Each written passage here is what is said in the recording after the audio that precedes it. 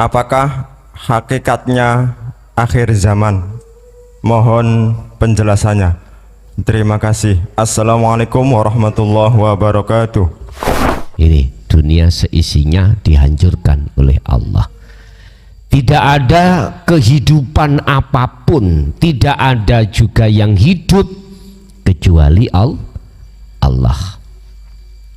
Wes, itu kacamata syariat sudah diajarkan mulai TK, SD, SMP, SMA, bahkan perguruan tinggi. Pancet ya kui, belejet bolan baleni maneh. Ya. Tapi kalau kacamata hakikat tidak seperti itu. Apa akhir zaman ini? Akhir di mana hatimu itu sudah meniadakan selain Allah. Otomatis sebelum sampai zaman itu ada prosesnya, Pak. Apa prosesnya? Nafi isbat ini. Proses jenengan nafi isbat. Nafi isbat iki boleh ada di dalam tauhid ada yang mengatakan proses tahalli ya menuju tajalli. Mau tidak mau jikalau Anda mengalami proses nafi isbat ini, wajib Anda itu masuk di dalam ajaran dinut tauhid. Udah niki Pak, ngaji niki nek ati ketutup ambek keilmuan secara syariat, bantah, mesti bantah, pasti bantah. Karena bantahan itu adalah tujuan nafsu wal mungkar, nolak. Makanya jangan heran Anda jikalau ada seseorang yang menolak tentang pengajaran ilmu, hati iki menolak itu seperti itu. Jangan heran. Juga tertuang kok itu di dalam surah Ibrahim ayat 3, kalau mereka pasti menolak. Kadung kedisian pinter, kedisian sugih, ya seperti itu. Tapi wal qabdu la khaddun nafsi fi. Nafsu itu ketika saat diqabdi sulit untuk masuk. Sulit. Bagi siapa? Nafsu itu sulit masuk minta bagian terhadap qabdi itu bagi golongan ahli syuhud. Golongan ahli hijab tambah nemen sok-sok bunuh diri. Iya, bojo wis minggat, anak ya begitu, ekonomi morat marit, diusir, wah, utang itu diober-ober uang, pantauin tiap hari kita dikejar-kejar penagih, simple aja.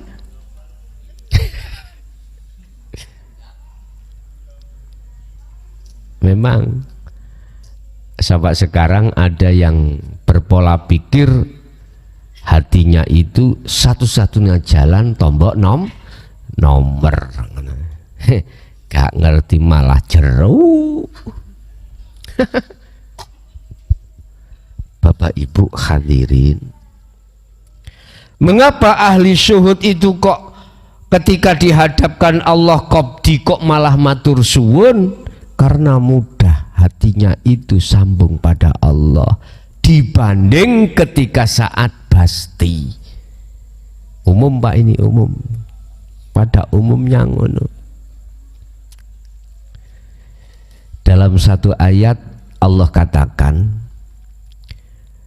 mudah kita itu hati pasrah menghadap pada Allah ketika pada saat di tengah laut kapal kita mau tenggelam, dibanding daripada ketika kita sudah di daratan. Hati pada Allah itulah ada Tuhan. Makanya sudah tidak menjadi hal yang istimewa alias itu sudah menjadi kewajaran miturut manusia. Kalau di saat waktu genting membahayakan dia ingat pada Tuhannya, tapi ketika saat waktu tenang, waktu senang itu lupa terhadap Tuhannya. Itu ahli hijab. Dan waktu saat susah pun menghadapnya sudah tidak benar. Mohon maaf ya, saya katakan tidak benar karena Anda bagaimana mungkin dikatakan bisa sambung pada Allah lawang talimu putus. Bagaimana mungkin kau dikatakan ingat Allah ketemu tidak. Bagaimana aku bisa ingat si dia lawang aku nggak pernah tahu si dia. Bagaimana caranya ingat? Nggak bisa.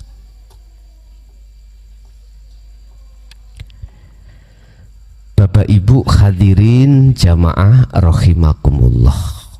Oleh sebab itu, mumpung masih ada satu kesempatan sisa umur kita ini, walaupunlah asalnya kita nolak orang nomor satu, kalau diterima, saran saya udahlah.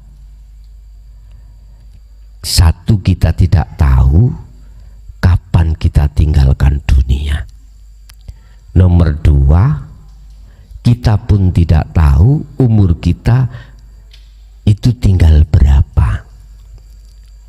Wa anibu ila rabbikum wa qala aidan fafirru ilallah. Udah, lepaskan dalam hatimu segala hal apa yang tadinya kita akui. Lepaskan. Kalau itu sudah kau lepaskan, maka secara otomatis dengan sendirinya akan muncul al-haq yang sebenarnya. Tentunya hal ini tidak terlepas dari fungsi dari zikir nafi isbat.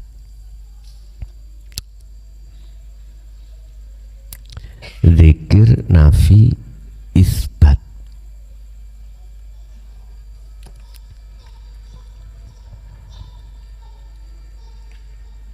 Apa?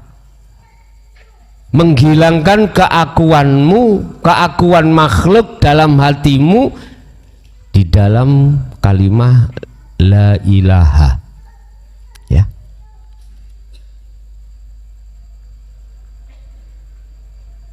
La ilaha. Bersihkan hatimu dari keakuan-keakuan makhluk dalam hati kita yang segala-galanya, yang punya keinginan, hilangkan. Jangan kau akui tatkala muncul keinginan apapun. Kalau itu keinginan Anda, lepaskan. Itu namanya zikir nafi. Lah, zikir isbat nanti dengan sendirinya akan muncul. Artinya penetapan atas kebenaran yang tidak bisa dibantah dengan apapun. Otomatis Allah. Illallah. Muncul dengan sendirinya dalam hatimu kebenaran. Itu Anda harus lakukan setiap napasmu.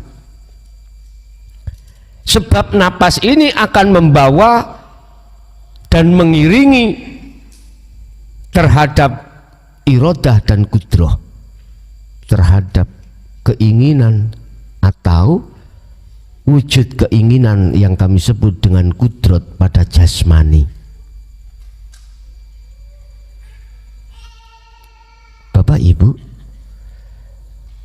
kalau bahasa kita ngomong berat, ya berat. Tapi ingat satu hal, prinsip seberat apapun beban yang kita angkat, itu manakala yang mengangkat Allah, apa jadi berat bagi Allah? Enggak. Kita di dunia itu Bapak Ibu, secara lahir banyak beban, lebih-lebih seorang laki-laki, seorang suami. Ar-rijalu qawwamuna 'alan nisa, bahwasanya setiap manusia, setiap suami itu menjadi satu pemimpin dalam rumah tangga. Berarti secara mutlak nasib anak dan istri itu ada di pundakmu. Dan nasib itu ada dua hal, nasib dunia dan nasib akhirat. Berarti nasib dunia berkenaan dengan man aroda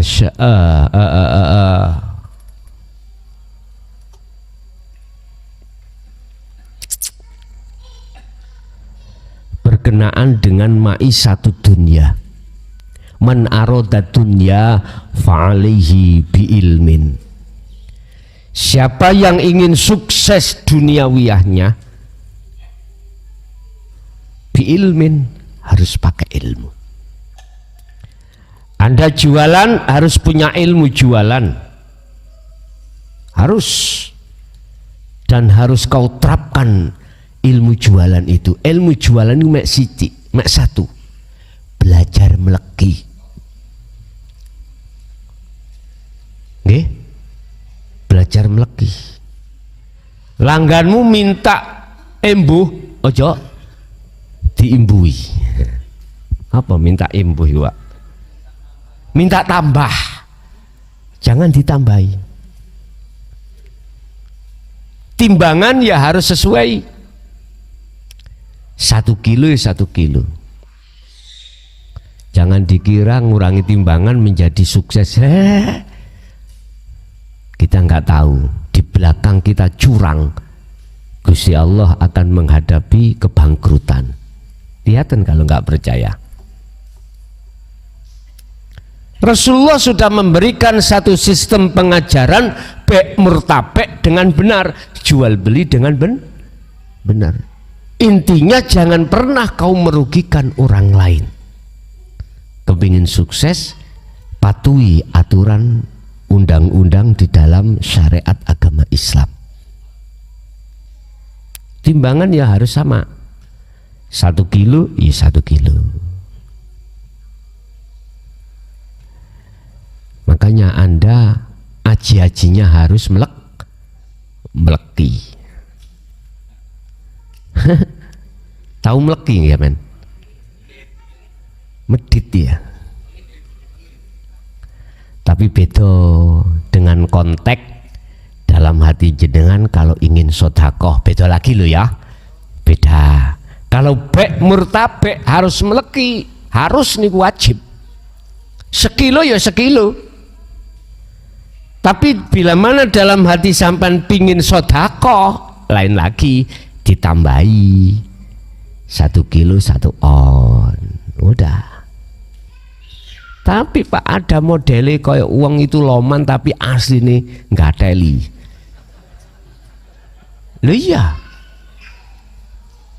sama, sekilonya sama, tapi ono ganjele. Loh ada loh orang seperti culas, curang, ada. Hindari semua itu. Kita sebagai seorang suami punya tanggung jawab beban di dunia pertama. Berarti jangan sampai anak dan istrimu itu kekurangan dalam konteks masalah sandang, pangan, dan papan. Ya sak mampunya awakmu, sak mampunya jatah yang diberikan terhadapmu untuk anak dan istrimu. Tapi nafsu itu kadang-kadang, betul kadang-kadang selalu menanamkan di dalam hati kita itu tidak qanaah. Pertama, kita sudah nikah, sudah punya anak, nggak punya rumah, kita kos. Dalam hati itu mesti kerja mapan sudah cukup, buat bayar kos cukup dari hasil kerja kita. Anak dan istri juga tidak sampai kekurangan. Walaupun tiap hari itu nasi jagung, jangan lodeh iwak kelodok. Sing penting kan gak sampah kaliran cukup. Nafsu masuk. Ini kalau punya rumah sendiri itu kan jo enak. Anak istriku tiap hari tidak kelotok, terus bisa suatu saat beli sayuran capcay. Iya. Bisa tuku bakso juga ya. Lewis malai. Dan itu Allah pun nuruti. Bersamaan dengan itu nafsu kita masih terus mantau, kita terus gampangane nafsu melok ndonga cak, ndongakno sampai ndang punya rumah. Nggak taunya itu jebakan. Ini ahli hijab mesti pak kak adik kak. Kalau ahli syuhud beda lagi. Nanti ada dua kategori ahli syuhud. Tinggal melihat posisi ahli syuhud itu ada di mana. Ada di fana, ataukah di kamil, ataukah di bakok. Bapak Ibu, sudah dikasih Allah rumah, sak kuncinya sepi sekalian. Loh, akhirnya hasil kerja kita kan bisa untuk beli yang lebih enak lagi gitu loh. Itu manusia loh Bu, Pak. Itu manusia semuanya seperti itu. Tanggung jawab beban kita di dunia ini sebagai seorang suami terhadap anak dan istri seperti itu. Ada yang dibalik loh di Indonesia itu. Istri yang kerja, suami yang anil-anil burung. Ada yang seperti itu. Ada. Istrinya yang kerja. Itu di mana, Pak? Adatnya di Bali. Adat sana. Walaupun kau jadi orang Bali, walaupun kau jadi orang Jawa, suku apapun, kalau agamamu Islam, kau sebagai seorang suami wajib membebaskan istri kamu untuk tidak kerja. Kamu yang harus bekerja.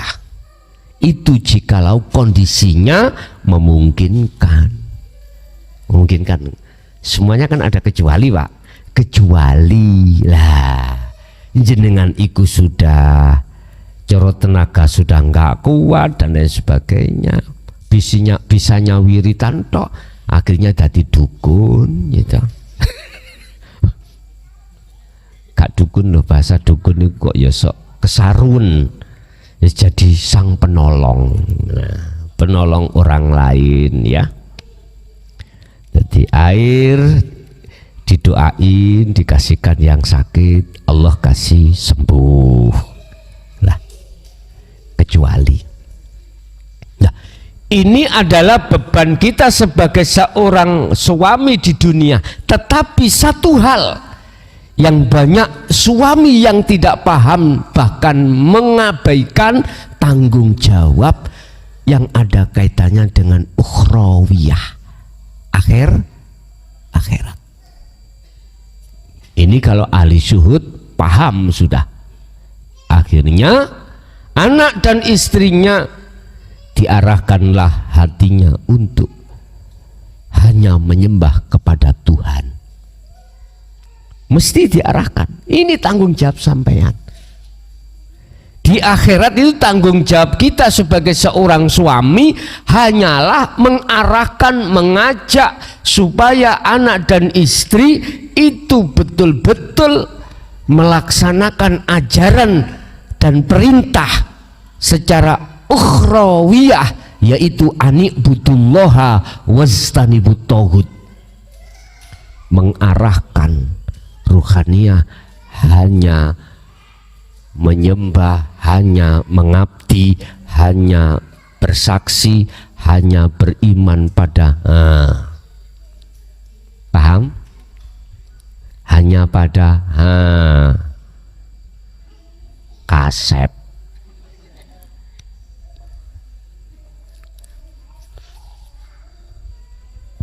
Itu aja. Wastanibut tauhid, dan melarang pada istri dan suami ruhnya, hatinya untuk mengikuti tauhid, iman pada selain itu.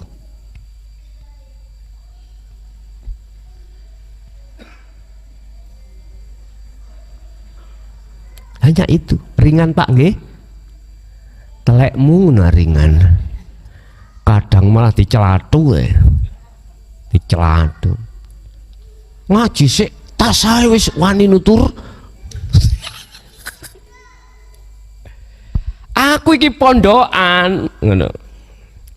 Paham tentang kitab, paham tentang Quran, paham tentang hadis, macem-macem. Kamu iku kok tak selametno, gelandang. Wis susah awak dhewe nek bondo apa? Bondo dengkul ngono wis. Bondo dengkul ya seperti itu. Ya wis, ya sudah, kalau memang anak istrimu itu tidak mau, yang penting Anda sudah mengarahkan. Malah kadang gitu itu malah istri yang menjadi pemimpin tentang akhirat. Kadang-kadang ayo ngaji nang Jabar maneh tak pegat kamu. Aduh kejemir. Dia nggak tahu kalau di hadapan dia itu intan yang paling mahal, mutiara yang berharga. Nggak tahu. Tapi dia campakkan, lah piye to Pak? Masa bisa melihat intan? Lah wong yang menyeliputi intan iku tai. Dia si suami melihat tainya, jadi nggak bisa melihat intan. Mestinya tainya disisih nasi, disingkirkan, dicucikan, baru kelihatan intannya. Mengapa dia mengatakan itu tai? Karena keluarnya dari silite silite ayam. Sesat iku, jari guruku iku sesat. Jangan kau ikuti. Heta, bagaimana kita dianggap sah makola kita terhadap sesuatu yang sesuatu tidak pernah kita tahu. Nggak sah Pak, di mata Allah batal.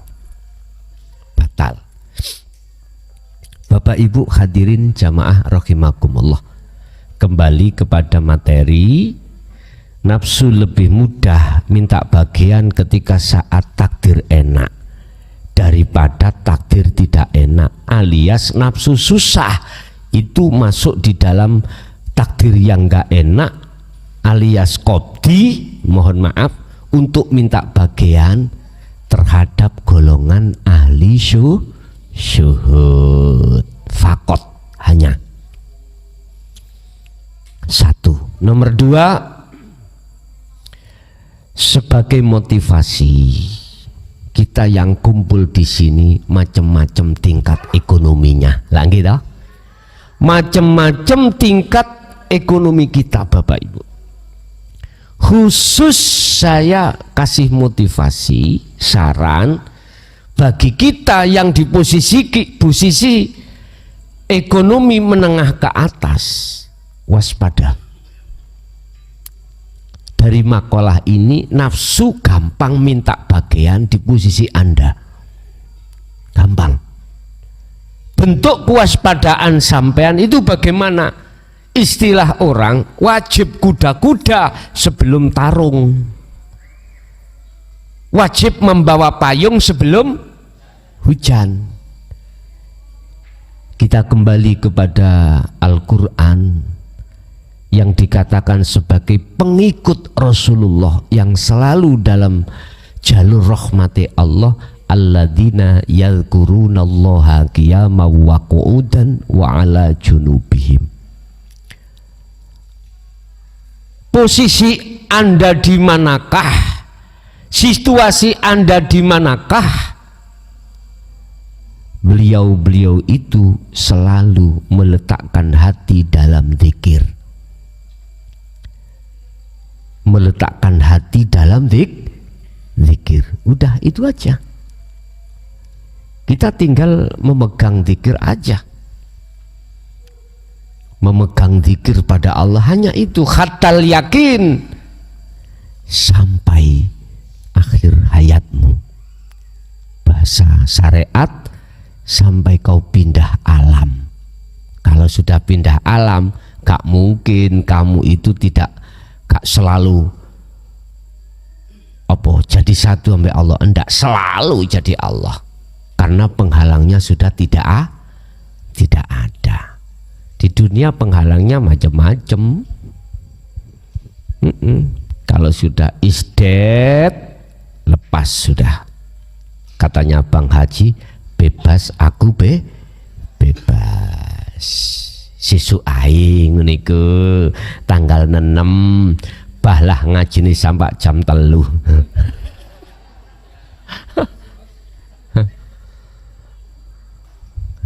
Sing ahli nyanyi silahkan menyanyi, monggo, tapi ojo lali saweran. Relatif Pak, nyawer itu gak harus 50 atau 20, 1000, 2000 padha ae. Sing pentingnya nyawer. Dene sungkan 2000 ya diwadahi amplop ngono. Nanti cek kaget pemukule. Piro Cak? 2000. Ndak, nek orang Jawa Timur iku loman-loman. Loman-loman. Wis, Bapak Ibu hadirin, itu yang perlu kita waspadai, khususnya kita yang di posisi ekonomi menengah ke atas. Kalau ekonomi menengah ke bawah, jenengan ahli suhud tambah penak. Untuk selalu hati pada Allah, justru itu dalam keadaan aman. Lah sing ekonomi menengah ke atas nyun sewu, apalagi nyar-nyaran doi motor. Hehe. Dilak diluk korden dibuka.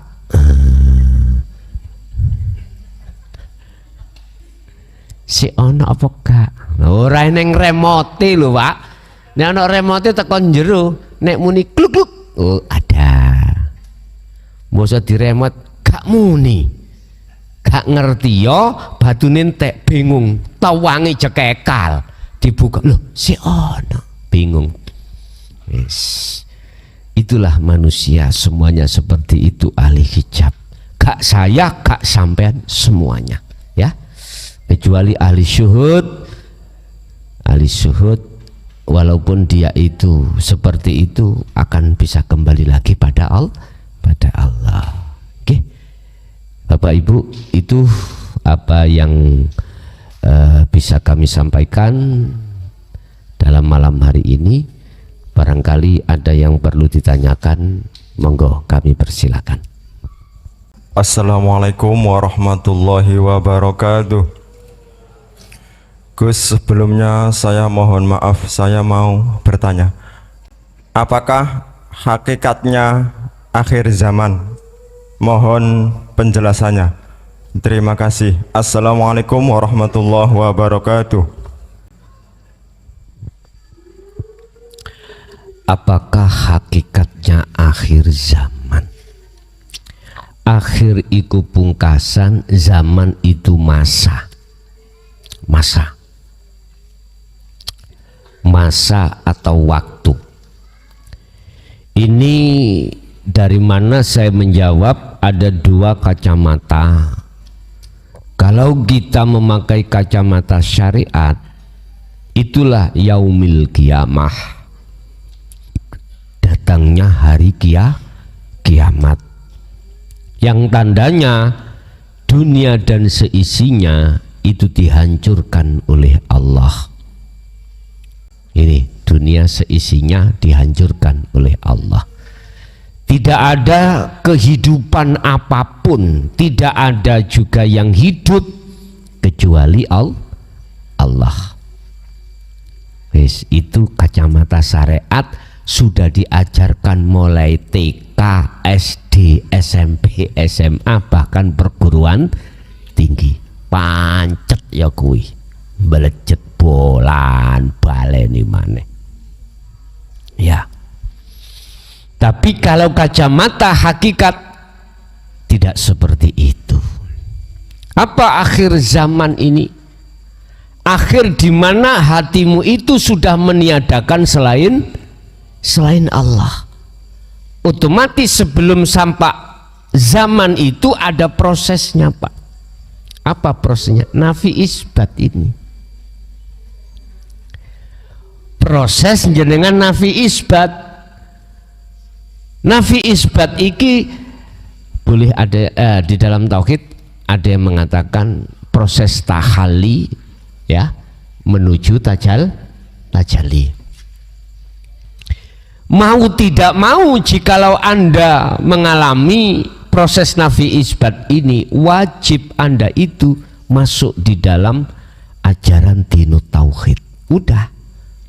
Sebab ini tidak diajarkan di SD, SMP, SMA, bahkan perguruan tinggi tidak. Tidak. Artinya ini tidak disampaikan di dalam syariat. Tidak. Berarti kita wajib fattabi'uni, mengikuti Kanjeng Rasul di dalam ajaran dinut tauhid baru. Lalu kita ada perintah untuk nafi isbat ini. Disinilah proses penghancuran. Setelah imanmu selain Allah itu sudah tiada, maka muncullah iman hanya pada Allah di dalam aspek apapun. Jadi dirimu sudah tiada, yang ada hanyalah kedirian, keakuan ingsun Allah. Bahasanya orang Islam, ya. Itulah yang dimaksud akhir zaman. Berarti secara hakikat itu terjadi sebelum akhir zaman yang dimaksud pandangan syariat. Barang siapa saat di dunia sudah mengalami akhir zaman secara hakikat, maka dia tidak akan yang namanya gelisah, yang namanya takut, yang namanya khawatir dengan keadaan yang disampaikan akhir zaman secara syariat. Di situ Bapak Ibu, karena sudah wis biasai, wis biasai, wis tahu, wis sering dilewati, jadi ya penak. Ada lagi.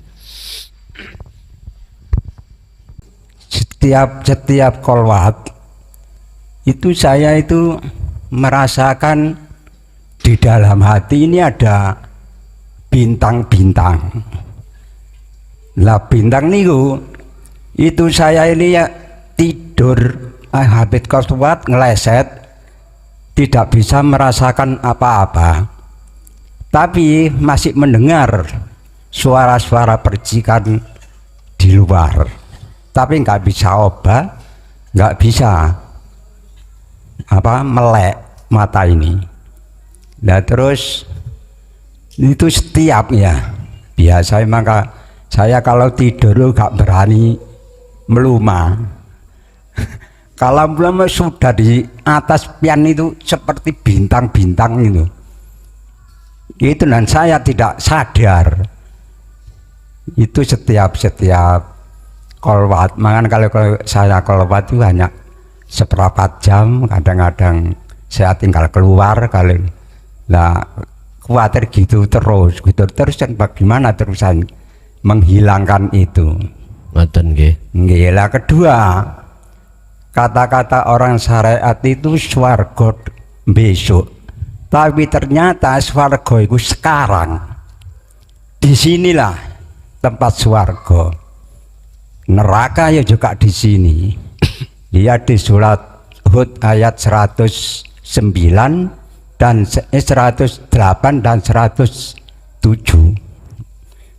Lah di sini saya pernah tengok-tengok di depan ya. Di sini ada gunung tumpeng ya.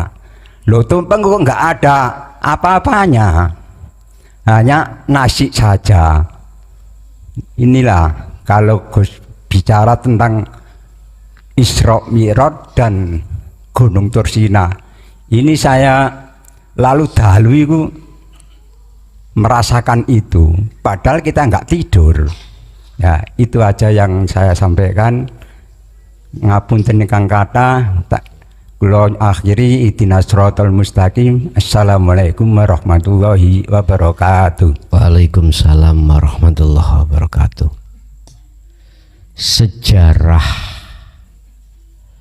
si Salik ketika suluk dalam rangka wusul bertemu Allah antara si A, si B, si C dan seterusnya juga nggak sama. Letak nggak samanya adalah ada kalanya si Salik itu sebelum sampai kepada ahad maqam musyahadah terkadang juga dilewatkan dulu terhadap makom mukasyafah, makom di mana baik secara tersadar atau tidak sadar, berarti tidur lewat mimpi, itu dipertemukan beberapa kejadian-kejadian seperti apa yang jenengan ceritakan tadi. Dan itu hak wewenang Allah. Jikalau itu datang nggak bisa kau tolak. Jikalau itu tidak datang, kok minta dengan cara apapun nggak akan pernah datang. Karena sesungguhnya si Salik itu tidak punya kewenangan tentang hal itu. Dia harus hanya bisa melakukan hanya secara proses, hanya berkewajiban melakukan kholwat saja. Nanti apapun yang ada kaitannya dengan kejadian itu bukan hak kita, tapi hak Allah. Satu. Dua, ada kalanya si Salik itu tidak dimasukkan Allah dalam pengalaman makom mukasyafah, langsung masuk di dalam makom musyahadat. Jadi tampilan-tampilan secara kasyaf itu gak dibuka Allah. Cuman hatinya nyaman karena sudah nafi isbat. Nyaman. Mimpi juga nggak pernah. Waktu kholwat khusus juga nggak kelihatan apa-apa. Cuman hatimu nyaman. Nyamannya hati hanya satu. Ala bidzikrillahi tatmainnul qulub. Anda sudah tidak merasa yang berzikir, berkholwat. Sudah tidak merasa diri Anda yang berperan di situ. Ini sadar atau tidak sadar sama. Waktu tidur atau tidak tidur sama. Dan Allah menetapkan proses perjalanannya si A dengan si B itu nggak sama juga itu hak Allah. Nggak bisa ditukar-tukar, nggak bisa. Nggak bisa. Kadang-kadang hari ini tidak sama dengan hari esok, begitu seterusnya. Dan itu bukan urusan kita dan itu nggak penting. Yang terpenting kita adalah wadhkur isma rabbika bukrata wa asila wa minal laili fasjud lahu fasabbihu lailan tawilan. Pagi sampai pagi dengan tingkatan kemauan di dalam diri Anda, pegang teguhlah tali zikir pada Allah. Hanya itu. Urusan buahnya bagaimanapun, ya udah, gak usah dipikir, gak usah dingen-ngen, sing penting jalankan aja. Sebab pada hakikatnya yang mengajari dirimu, yang membimbing dirimu, yang menunggoi dirimu, menunggoi ya.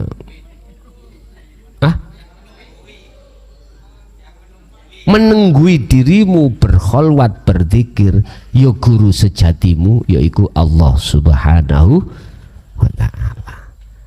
Karena Allah itu tidak pernah kemana-mana. Karena Allah itu tidak kemana-mana, selalu ada di dalam dirimu. Ingat, innallaha ma'as-, sesungguhnya Allah berserta orang-orang sabar. Sabar itu beda, udah los alias ikhlas. Makanya kau ingin jadi orang yang sabar kudu pedot disik, ya, kudu pedot disik. Tahu pedot? Pedot tol nih loh. Ya pedot hubungan hatimu terhadap selain Allah. Itulah wong pedot. Wong pedot iku mesti bebas, penak wong pedot. Manuk, burung keluar dari sangkar bebas kemana-mana, bebas. Jadi Bapak ingkang bertanya khususnya, apapun yang ditampakkan Allah terhadap diri jenengan wau adalah merupakan satu bonus dari Allah. Akhirnya bisa cerita begini begitu. Tapi ketahuilah bahwasanya hal itu adalah proses perjalanan panjenengan di dalam mukasyafah begitu. Nggih. Ada lagi? Monggo sing dobelan tadi. Wong wedok monggo. Assalamualaikum warahmatullahi wabarakatuh. Waalaikumsalam warahmatullahi wabarakatuh. Kula saking ngriki nglonggongan. Kula nderek tanglet bi. Anak kita niku sakit panas mboten. Tiketno Dik. Anak kita niku sakit panas mboten sembuh-sembuh. Nggih. Lah diobat niku mboten enten reaksi napa-napa. Nggih. Hajat.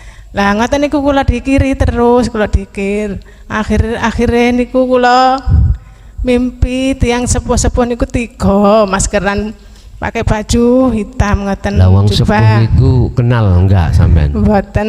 Nggih. Nah ngoten niku yoga kula niku direbut, ditedhi sanjange cek melok aku, cek enak. Lah ngoten terus lah rebutan, mboten ansal. Lah pun ngoten mawon. Wassalamualaikum warahmatullahi wabarakatuh. Waalaikumsalam. Pun ngoten mawon, ngoten nggih. Lah niku gambaran apa? Lah ngoten nggih. Nggih. Ibu, Bapak, yang namanya nafsu itu bisa untuk mendo-mendo apapun. Namanya nafsu atau iblis itu bisa mendo apapun. Iku nek cara syariat, ngomong syariat ya, ngomong syariat. Anak jenengan iku pengin digondol wewe. Tahu wewe?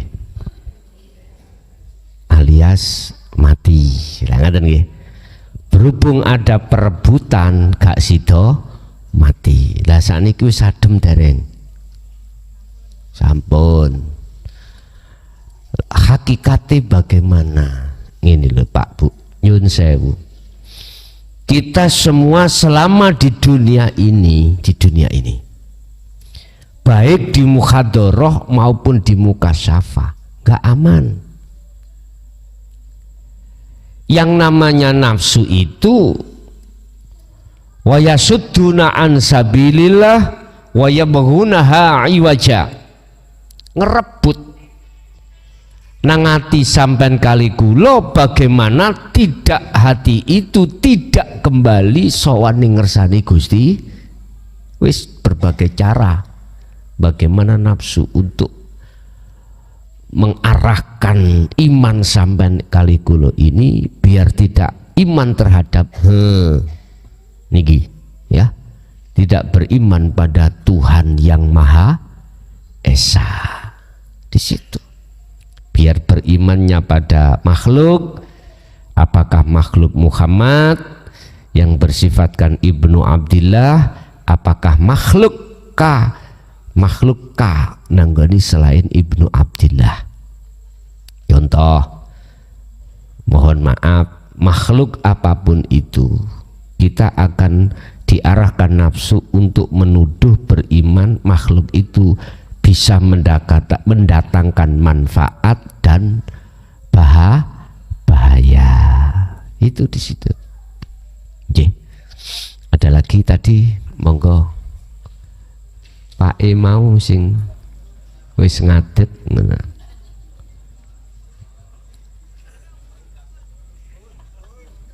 Mboten napa. Nggih sampun. Nggih, muga-muga mboten metotok. Nggih, mungkin pertanyaane wis kejawab mungkin ngoten. Nggih, Bapak Ibu hadirin jamaah rahimakumullah. Sekali lagi bagi panjenengan yang pemula ya, baik yang sudah ikut ngaji tiap hari kok belum pernah mendengarkan keterangan dasar tauhid, kami mohon walaupun duduk misalnya nggak bisa karena repot di rumah, untuk mukim di pondok nggak bisa, duduk aja. Harapan saya sampai ikuti, paling tidak minimal itu lewat live, kalau bisa sampai ke majelis, karena dasar ini penting buat jenengan terkait masalah dasar tauhid iki, biar sampean iku nggak banyak kebingungan keterangan-keterangan yang lain begitu. Wis, itulah, semoga apa yang telah diberikan Allah jadi ilmu yang bermanfaat, barokah terhadap keluarga kita. Lahumul Fatihah. Bismillah.